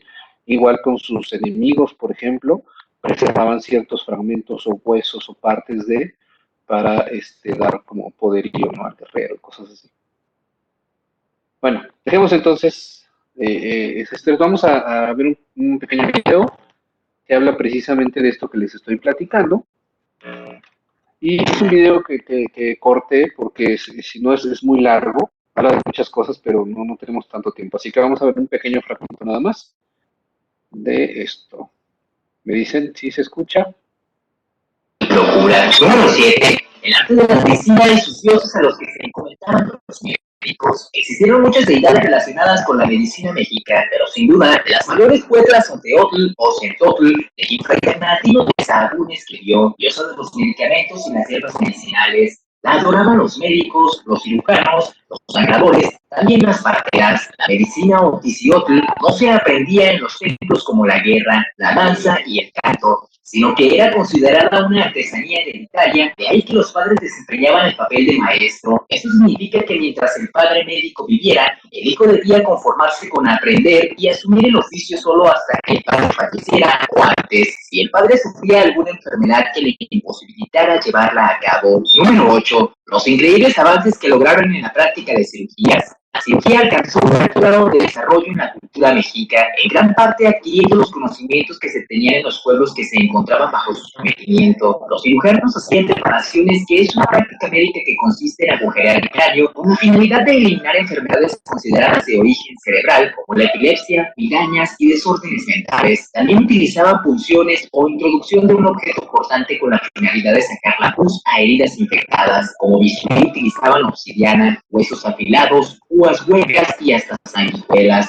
Para suturar las cirugías que realizaban, lo hacían principalmente con cabellos muy limpios, haciendo puntos separados. También realizaban amputaciones a miembros o extremidades. Para las operaciones utilizaban como anestesia el jugo de una hierba que tenía efectos similares a la mandrágora, que bien pudo haber sido el datura escamonio. Reducían luxaciones, curaban fracturas o sangraban profundamente los sitios infectados e inflamados. Muy bien, sí se escuchó, ¿verdad? Fíjense, más adelante que veamos parte de la historia de la anestesia, van a ver ya a partir de qué año se considera propiamente la anestesia a procedimientos quirúrgicos, pero ya existían registros desde estas épocas y en las culturas prehispánicas de utilizar varias sustancias naturales, raíces o plantas o algunas hierbas para provocar efectos soporíferos, para provocar un estado anestésico, ¿sí? Un estado de sedación. O sea, sí existían, sí los conocían. ¿Sí? Claro, se moderniza eso más adelante, pero vean, ellos, por ejemplo, para los rituales de sacrificios humanos, ustedes saben que se hacían sacrificios dependiendo la deidad, se le podían ofrecer hígado, pulmones, intestinos, corazón, ¿sí? O la misma sangre que les ofrecía como ofrenda a los dioses. Entonces, tenían que sacrificar a la persona estando viva, y para que pudiera hacer eso, obviamente era un honor para la familia o para el que se iba a ofrecer el sacrificio, y lo trataban muy bien y le hacían un ritual, obviamente, en el que tenía que ingerir también estas sustancias para ponerse en un estado como de trance, ¿no? Como drogado, pues prácticamente, para poder ser sacrificado. Entonces, bueno, sigamos. Eh, ya vimos parte de toda la cirugía antigua, ¿no? Vimos ya todas las culturas de las que platicamos ahorita, pero hubo que esperar hasta las últimas décadas del siglo XIX, estamos hablando de 1850 a 1900, para que la cirugía se convirtiera en una especialidad reconocida, ¿sí? Dentro de todas las áreas médicas, ¿sí? Y fuera una práctica respetada, ¿sí? Ahorita vamos a ir viendo la evolución de esto. Vean, bueno, les voy a poner de una vez las 6 imágenes. Dice Fernando, gracias a la guerra. Bueno, la guerra forma parte, Fernando, la Primera y Segunda Guerras Mundiales forman parte del impulso hacia la cirugía, pero no creas que es nada más por la guerra. De hecho, te puedo decir que la guerra, las guerras mundiales, potenciaron mucho la cirugía plástica, la traumatología, el conocimiento de heridas, por ejemplo, de arma de fuego, de explosiones, de gases, del gas mostaza, el famoso gas mostaza, sí, también uso de opioides. La historia del uso de derivados de la morfina es también muy interesante. Y les voy a platicar una historia porque precisamente bueno, eso vamos a dejar después para la historia de la anestesia, si no, no acabamos. Este, bueno, entonces sí, las guerras también fueron un impulso para el desarrollo de las prácticas quirúrgicas. Eso lo vamos a platicar más adelante. Pero bueno, entonces van a pasar diferentes etapas en donde viene, por ejemplo, la Edad Media, el oscurantismo, la Inquisición, donde viene la época, a lo mejor, de ¿cómo se llama? La Revolución Industrial, viene la Revolución Francesa, viene la creación de las instituciones científicas, el primer colegio médico de cirujanos que surge en el mundo es el Royal College en Inglaterra, el Royal College of Surgeons en Inglaterra, y ahí se van creando más, surgen los quirófanos como teatros, estos que están viendo aquí, en donde había muchos mirones, ¿va? Surgen este tipo de quirófanos. Luego viene ya la llamada revolución quirúrgica, en donde empiezan ya a surgir la anestesia, la antisepsia, la esterilidad, estos uniformes quirúrgicos, la luz artificial, y de ahí los últimos 100 años prácticamente de nuestra historia han sido los que han brincado, que han llevado esta cirugía a lo que conocemos hoy como la cirugía moderna, las salas de quirófano modernos y el desarrollo de instrumental y de técnicas de mínima invasión, ¿sí? Bueno, eso lo vamos a ir platicando, cómo es que llegamos de aquí hasta acá. Nos falta platicar todavía estos pasos de la historia. Vamos a tratar de irnos rápido, pero quiero que lo disfruten y que vayan viendo todas las historias que se desarrollaron en esto, porque hay varias anécdotas muy padres en toda esta historia. Bueno, ¿hasta aquí alguna duda, pregunta, doctores? ¿Les está gustando la historia hasta ahorita? ¿No se están aburriendo? ¿No? Ok. Bueno, vamos a ver este videito. Este video dura 4 minutos. Es una visión desde la antigüedad hasta dónde vamos a ir platicando. Nos va a dar como una vista previa de lo que vamos a platicar más adelante, ¿sale? Vamos a ponerlo. La cirugía nació con el hombre, inspirado en corregir el daño a su vulnerable cuerpo. En la mitología griega, uno de los hijos de Asclepios, el dios griego de la medicina, destacaba por su habilidad para operar. Zapotlateca, la diosa mexicana de la medicina, era recordada como la descubridora del óxido, la trementina de Ocote, que fue el cicatrizante más empleado en el mundo precolombino. Hipócrates y Galeno eran diestros cirujanos, y los grandes médicos árabes también lo eran. La Edad Media cristiana vio degradarse a la actividad quirúrgica y tuvieron que pasar muchos años para convencer a la comunidad médica que el llamado barbero cirujano debía convertirse en un profesional digno de ejercer la medicina bajo premisas científicas, de investigador y de académico. En la España ilustrada, los reales colegios de cirugía que fueron creados buscaban que los cirujanos se prepararan en anatomía, técnicas quirúrgicas y en los principios de la medicina. Durante la Revolución Francesa, al abrirse las écoles de santé, los títulos de licenciado, maestro y doctor en medicina que otorgaban se convirtieron en títulos de médico cirujano y la enseñanza conjugó ambos saberes. Sin embargo, el parteaguas en la historia de la cirugía se da a mitad del siglo XIX, cuando la ciencia médica incorpora los anestésicos para realizar un procedimiento quirúrgico sin dolor, e introduce la asepsia y la antisepsia para disminuir la infección de las heridas, causa principal de muerte en los enfermos y la mayor limitante para el desarrollo de esta disciplina. Antecedentes.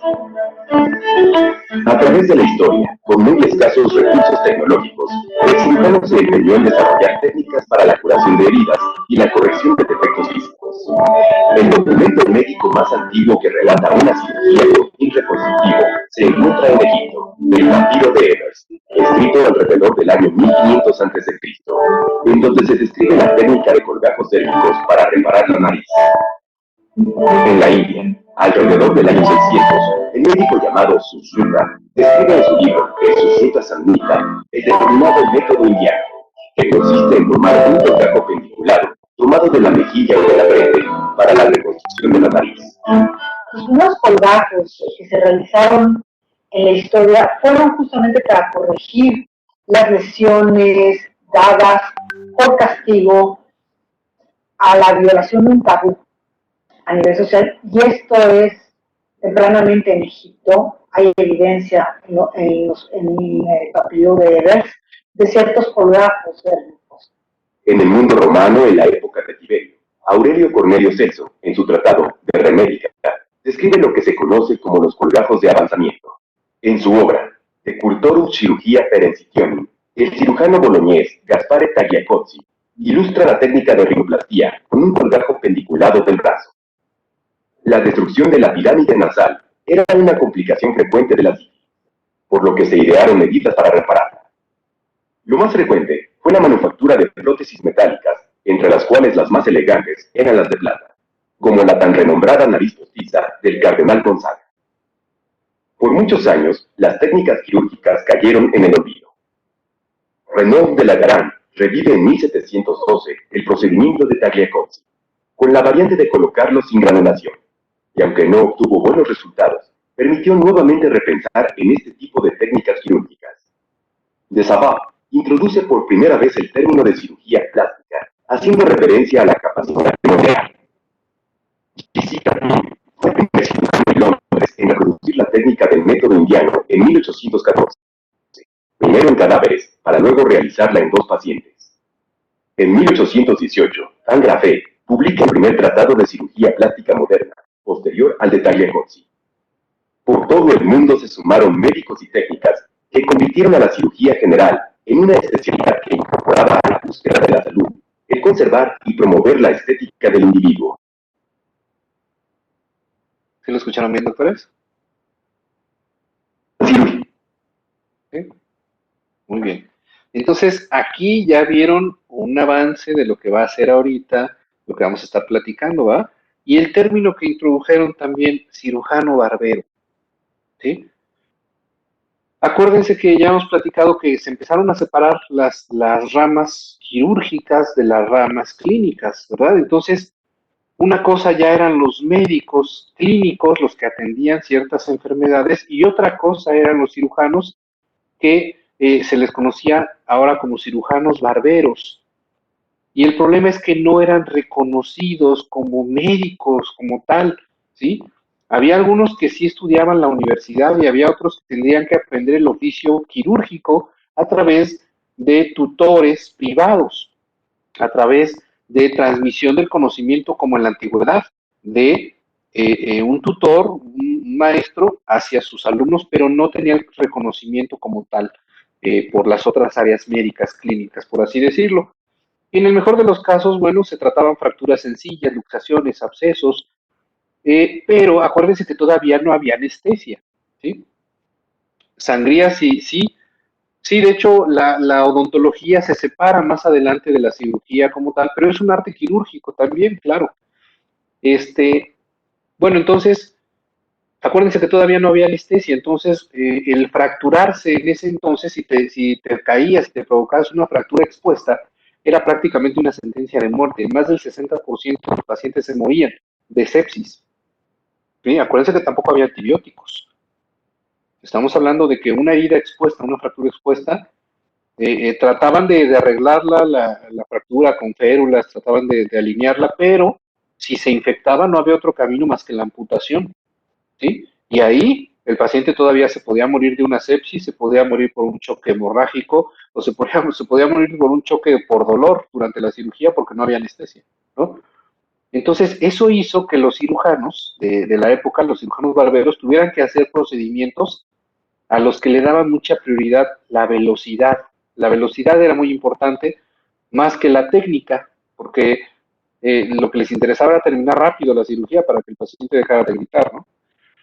Bueno, ya ligaban algunas arterias importantes para tratar aneurismas, algunos se especializaban en el tratamiento de fístulas anales, hemorroides, hernias, cataratas, cálculos vesicales, pero fíjense, imagínense que ustedes para tratarse una hernia en esta época llegaban con un cirujano y el cirujano, imagínense que ustedes llegan con una hernia inguinal, ¿sí? Una hernia inguinal ahí atrapada, así bien grande, y el intestino está metido, se está estrangulando. Ahorita ya no puede, están todos distendidos, están ocluidos, no pueden evacuar, no pueden canalizar gases, está atrapado su intestino en la hernia. Entonces, ¿qué hacían los cirujanos de la época? Bueno, en ese sitio donde estaba la bola, donde estaba la hernia, funcionaban o abrían, ¿sí?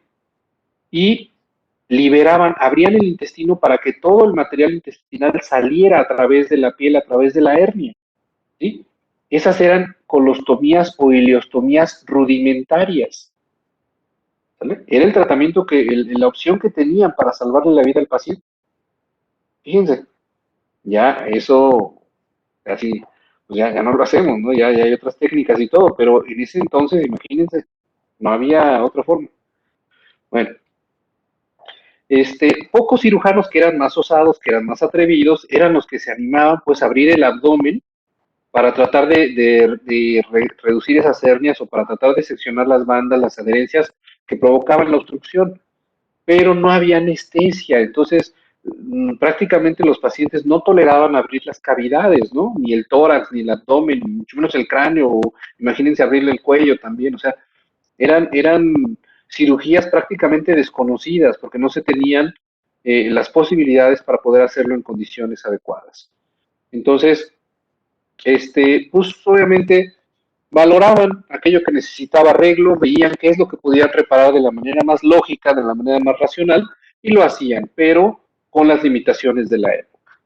¿Sí? Miren esa imagen, por ejemplo, como el cirujano ahí le está abriendo, le está puncionando el sitio de la hernia para que pueda liberarse ese sitio, ¿no?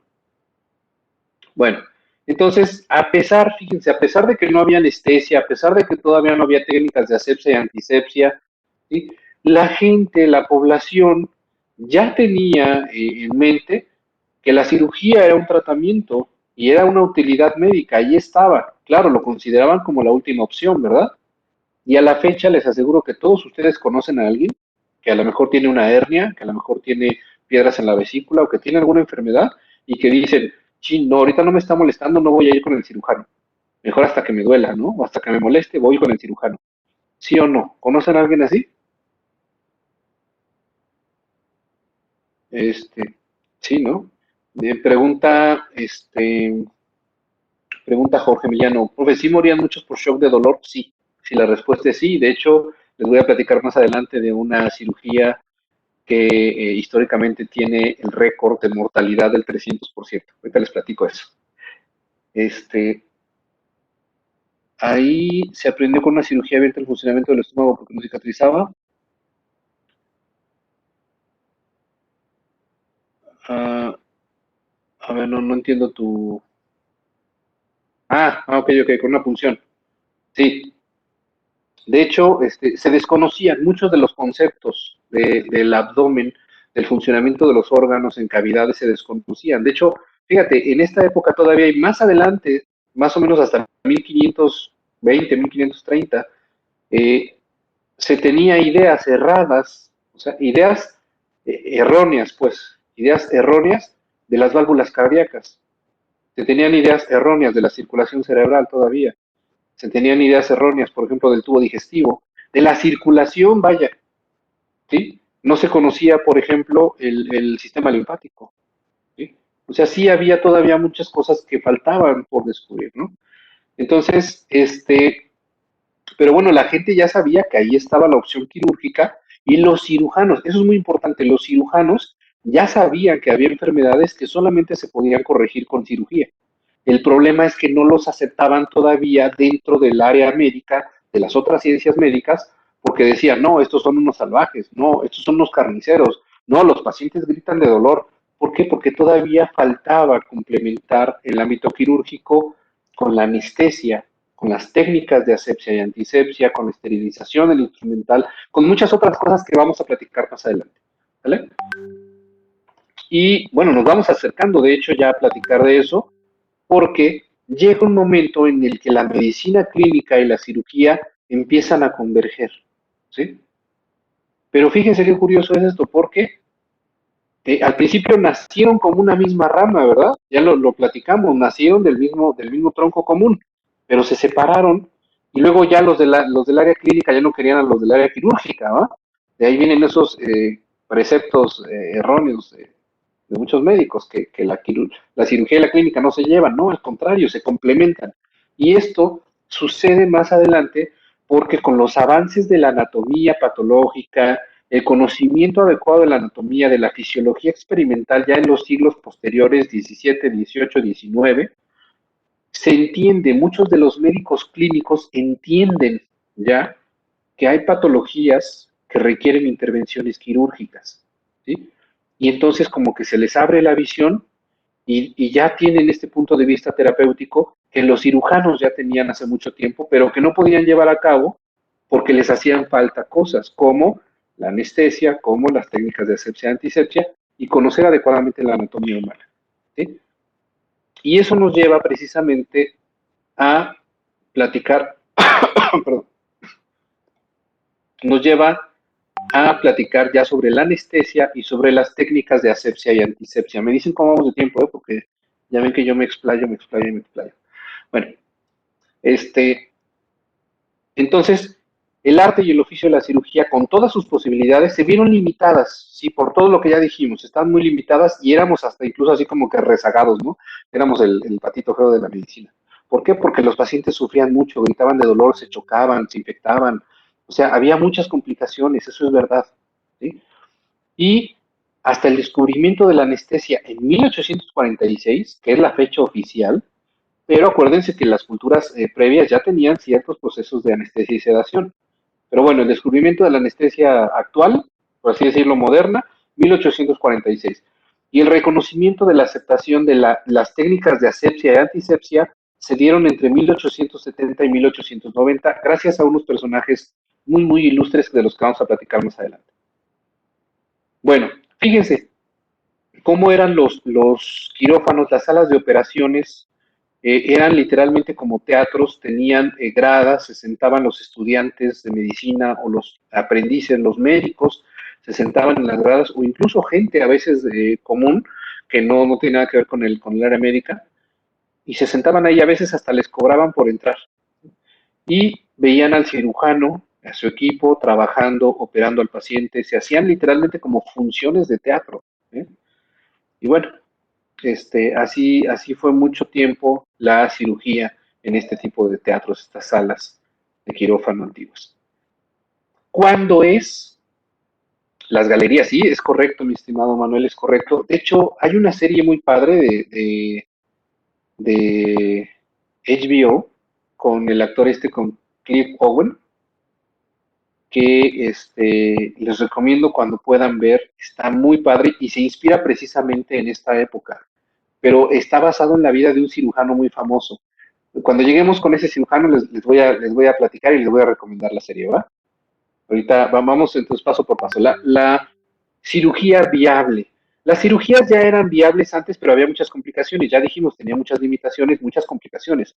¿Cuándo es que realmente la cirugía se vuelve un tratamiento realmente para que la gente diga, tengo una hernia, tengo una apendicitis, tengo que ir con un cirujano, ¿sí? Y que digan, me tengo que operar, que no tuvieran tanto miedo? Digo tanto miedo porque siempre el miedo es inherente a la condición humana ante una intervención quirúrgica. Todos tenemos miedo cuando nos van a operar. Eso es humano, ¿sí?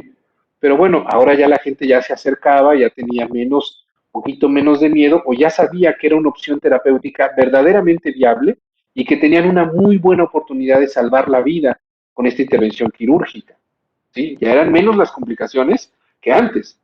Entonces, se tuvieron que juntar 4 requisitos fundamentales para poder decir que una cirugía realmente era viable y era una buena opción terapéutica, ¿sí? ¿Cuáles son estos 4 requisitos? Bueno, estos sí, tomen nota, doctores, apréndanselos, porque es de lo que vamos a hablar más adelante.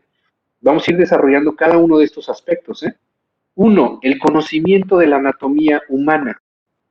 Van a decir, pero ya la conocían. No, no adecuadamente.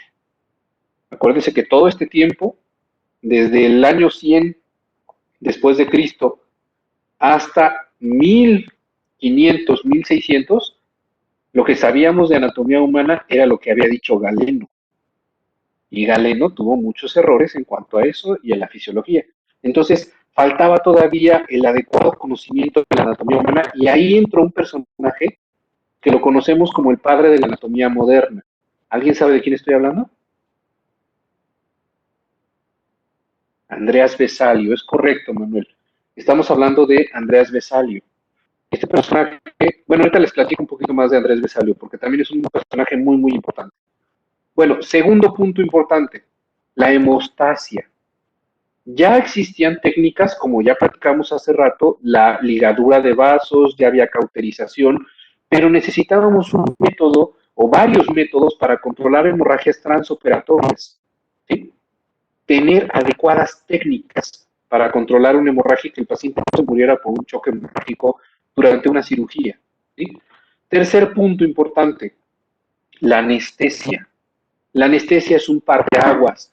Antes y después de la anestesia la cirugía era una y después de la anestesia la cirugía es otra, ¿sí? ¿Por qué? Porque ahora sí se pueden llevar a cabo intervenciones quirúrgicas sin dolor, ¿sí? Y eso significa que ya no tienes que operar en 20 segundos. Ahora puedes desarrollar la técnica quirúrgica, hacer buena ligadura de vasos, limpiar bien tus heridas y el paciente no va a estar gritando. ¿Se dan cuenta cómo cambia la situación? Bueno, cuarto punto, importante, el desarrollo de las técnicas de asepsia y antisepsia. Disminuir el riesgo de infecciones quirúrgicas, ¿sí? Disminuir las muertes de los pacientes y las complicaciones posquirúrgicas por sepsis, ¿sí? Y eso implica también la esterilización, el desarrollo de las técnicas de esterilización para el instrumental. Y además, todas estas técnicas de asepsia y antisepsia incluyen, por ejemplo, el desarrollo de uniformes quirúrgicos, ¿sí? El desarrollo de campos quirúrgicos, de antisépticos, ¿sí? El desarrollo de, por ejemplo, la invención de los guantes quirúrgicos, que también tienen una historia muy padre detrás, ¿sí? La invención de los cubrebocas, de los gorritos quirúrgicos, de las botas, del uniforme y lo que hoy conocemos como un uniforme quirúrgico completo, ¿no? Bueno, entonces estos 4 puntos de vital importancia, doctores. Vamos con el primer punto, ¿les parece? Conocimiento de la anatomía y este personaje Andrés Vesalio, que era un cirujano que vivió para el 1514 en Bruselas, en Bélgica. Él, para que se den idea de qué personaje o qué tipo de personaje era él, desde los 15 años se dedicó a estudiar el cuerpo humano, se obsesionó con estudiar el cuerpo humano. Tan así que iba a los lugares donde ahorcaban a los condenados y se robaba los cuerpos o se robaba partes de cuerpos, o iba a los panteones y saqueaban tumbas para estudiar la anatomía, ¿sí? Para estudiar los huesos, para estudiar el cráneo. ¿Sí? Bueno, él estudia después anatomía, cirugía, se vuelve titular de la cátedra de anatomía y de cirugía en Padua, Italia, y se pone a hacer disecciones con sus estudiantes y les dice, aquí la única manera de aprender anatomía es que hagan las disecciones en el cuerpo humano, no en animales, en el cuerpo humano. ¿Sí? Y se pone a conseguir cuerpos humanos, se pone a conseguir cuerpos humanos para enseñarles anatomía a sus estudiantes. Y se da cuenta que la anatomía que describía Galeno estaba mal, en muchos aspectos. ¿Sí? Entonces, imagínense lo que eso significó para esa época. Todos los médicos de la época se le fueron encima, lo tacharon de hereje, lo ridiculizaron, y él se puso a hacer su libro, sus dibujos, sus reproducciones de anatomía, y sacó un libro que se llama Tratado de Anatomía de Humani Corporis Fabrica Libris Septem, ¿sí? En 1543, cuando él tenía apenas 29 años. Es correcto, casi lo matan, Manuel. ¿Sí? Le costó casi la vida, pero se empeñó, fíjense, se empeñó. Si se dieron cuenta, vivió nada más 50 años. ¿Sí? Y a los 29 años, él sacó su libro. Y este libro, muchos historiadores y muchos médicos lo consideran como el mejor libro de anatomía jamás publicado en toda la historia de la medicina. ¿Sí? Por eso se le conoce como el padre de la anatomía moderna. Y era un excelente cirujano. ¿Sí? Y además, si se dan cuenta en la imagen, ¿mande? ¿Qué dice, qué dice Fernando? ¿Ahí? No sé de qué me estás hablando de. Ya. No, no, no. Aquí fue muchísimo más importante este Vesalio, ¿eh? De hecho, ahorita vas a ver un video que te va a hablar un poquito de la historia de él. Y fue tal la importancia de este libro, de este tratado, que fue el primer libro que, si se dan cuenta, todos los músculos aquí que se ven en esta imagen tienen una letra o tienen un número. Bueno, en la página que le acompañaba enfrente tenía todas las referencias de las letras y los números y decía qué músculo era, qué función tenía, todo. ¿Sí? O sea, un libro completísimo, completísimo. Y además los dibujos para la época estaban padrísimos, como si el cuerpo humano estuviera posando ahí, primero sin piel, luego sin tejido celular subcutáneo, luego las fascias, luego los músculos, luego los tendones, luego las arterias, las venas, luego los nervios y el mismo esqueleto, ¿no? Los mismos huesos. O sea, era una obra de arte este libro. Ofrecía una descripción la más completa que se haya hecho en la historia. ¿Sí? Eran reproducciones fieles del cuerpo humano, de los músculos, de todas las partes del cuerpo humano. Enmendó errores en las enseñanzas anatómicas desde más de 1000 años atrás, que venían de Galeno y de mucho de la medicina griega que ya hablamos. Y acuérdense que pues, los errores venían porque habían hecho disecciones en más animales que en humanos. Y bueno, Vesalio se empeñó, sacó su libro, hizo que saliera esto y fue reconocido por ello. ¿Sí? Bueno, entonces, fíjense, antes de que Vesalio llegara a modificar toda la historia del conocimiento anatómico, lo que se hacía era que el médico, el cirujano, se sentaba en una silla y ponía a los pupilos, a los estudiantes o a alguien más a hacer la disección del cuerpo mientras él leía el tratado de Galeno. Entonces nadie les discutía que Galeno estaba en lo correcto, hasta que llegó Vesalio y dijo, no, aquí las disecciones las hace el cirujano y los estudiantes porque tienen que aprender directamente sobre el cuerpo humano, y entonces descubre todos los errores y los enmienda. ¿Sí? Bueno, eso es hasta la fecha válido. Ustedes hacen disecciones anatómicas, yo sé que lo hacen en el virtual de Anatomash, pero bueno, a fin de cuentas son disecciones.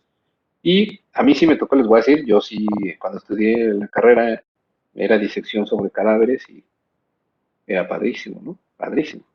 A mí me encantaba esa clase. Bueno, Entonces, importante, en esta época, todo el conocimiento científico, todo el conocimiento que se transmitía, que se consideraba de calidad, ¿sí? Se tenía que escribir en latín. Era la lengua en la que se transmitía el conocimiento. Entonces hubo muchos médicos de la época que no hablaban latín, que tuvieron que esperar a que estas obras fueran, se tradujeran al inglés, al francés, a otras lenguas para poder entenderlo. Pero aún así, este libro es trascendental. Bueno, ¿cómo vamos de tiempo? ¿Podemos ver todavía este video?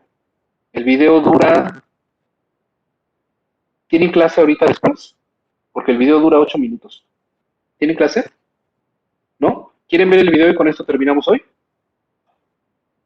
Órale, ahí les va. A mediados del siglo XVI, incluso los médicos tenían un conocimiento incompleto e inexacto de la anatomía humana. Y podría haber seguido siendo así, si un arrogante y ambicioso estudiante de medicina, tan obsesionado por conocer el interior del cuerpo humano, que se jugó el ridículo, la cárcel e incluso la vida por tal conocimiento. La disección de los cuerpos humanos había estado prohibida prácticamente desde el principio de los tiempos. Así que todo lo que se sabía de la anatomía humana se deducía de las disecciones animales. Pero cuando un joven belga llamado Andrés Vesalio comenzó sus estudios de medicina en París alrededor de 1530, sintió la apremiante necesidad de conocer los secretos que escondía el cuerpo humano. Lo que hacía era ir a los cementerios parisinos a medianoche y robaba cuerpos o huesos para estudiarlos. Estaba incumpliendo la ley. El mayor riesgo que corría Vesalio no era que las autoridades le descubriesen, aunque estuviese haciendo algo ilegal, sino enfrentarse a los perros que vagaban por los cementerios. Y de hecho, en uno de sus relatos, cuenta que una noche fue a uno de los cementerios de París con un amigo y fueron atacados por perros salvajes. En 1537 Vesalio dejó París para acudir a la afamada Escuela Médica de Padua, en el norte de Italia, donde terminó sus estudios. Poco después de obtener su título de médico, fue nombrado jefe del Departamento de Anatomía y Cirugía, y durante 5 años no paró de hacer disecciones de cuerpos humanos. Aunque la disección estaba lejos de ser aceptada, en Padua los cuerpos eran más fáciles de conseguir. El hecho es que a finales del siglo XV, sobre 1489, el Papa Sixto IV publicó una bula en la que autorizaba a los obispos locales a entregar los cadáveres de quienes morían en prisión o durante un interrogatorio a los anatomistas y a los artistas.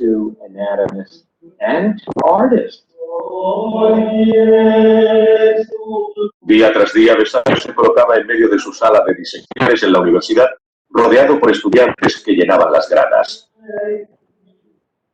El aire se llenaba de misterio y olor a carne en descomposición, mientras él diseccionaba lentamente el cadáver en la mesa, desvelando los secretos ocultos en el cuerpo humano.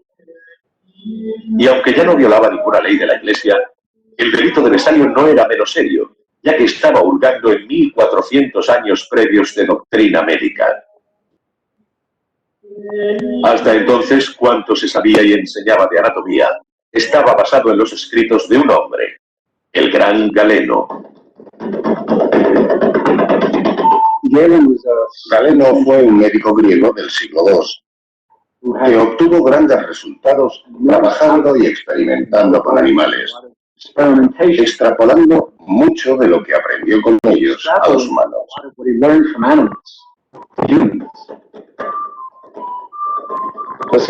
En realidad, Vesalio estaba especializado en medicina y anatomía galénica clásica, pero cuando se marchó a Padua y comenzó a diseccionar cuerpos, descubrió que muchas de las cosas que podía ver con sus propios ojos no coincidían con lo que enseñaban los textos de Galeno. Y no podía entenderlo, estaba completamente perdido. Durante siglos, la palabra de Galeno se había considerado como un evangelio más que como ciencia, y nadie había estado dispuesto a contrariarla. Galeno fue la figura médica más importante de su tiempo. Lo más paradójico es que era un gran fisiólogo, pero al mismo tiempo pomposo, autoritario y propenso a inventarse lo que fuera necesario para cubrir cualquier vacío en su conocimiento.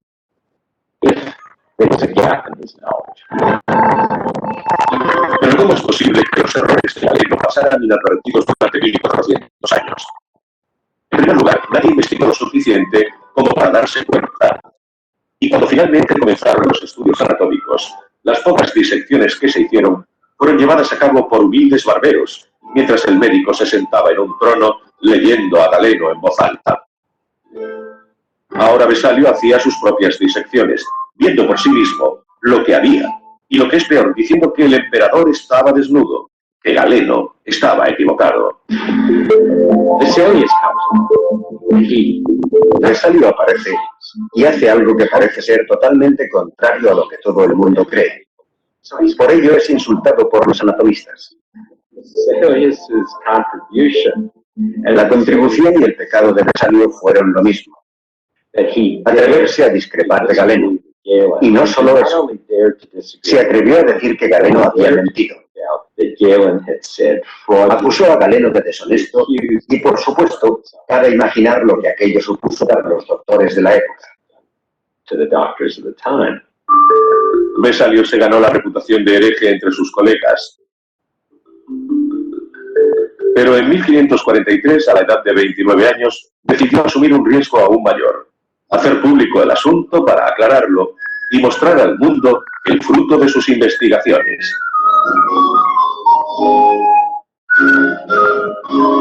Resolvió escribir un libro, el primer atlas del mundo sobre anatomía humana.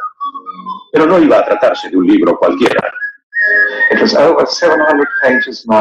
Consistía en más de 700 páginas con unas 200 ilustraciones y lo tituló De Humani. Ay, perdón, se detuvo, déjame. Corporis Fabrica Librimus Septum, que significa sobre la estructura del cuerpo humano en 7 partes. Era un libro fabuloso. De hecho, ha sido considerado por muchos grandes médicos como el mejor libro de medicina jamás publicado. Cambió la forma de presentar el cuerpo humano. Es un libro precioso, muy grande y con hermosas ilustraciones. En algunas de ellas se muestra la piel levantada, dejando al descubierto los músculos, y en sucesivas ilustraciones se van eliminando capas hasta llegar al esqueleto.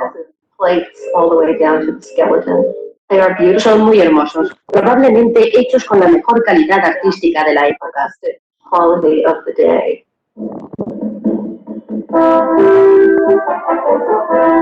Aunque Vesalio siguió siendo ridiculizado en algunos círculos, su libro fue recibido como una obra maestra, dándole fama internacional. El libro no solo es un triunfo del estudio anatómico, sino también del arte de hacer libros. Hablamos de un hito en pedagogía, en anatomía y en el arte de la edición. El nombre descrito de ese libro. No creo que hoy supiésemos mucho de Vesalio. La gente se sintió atraída por su belleza, y por ello fue reconocido como el padre de la anatomía moderna.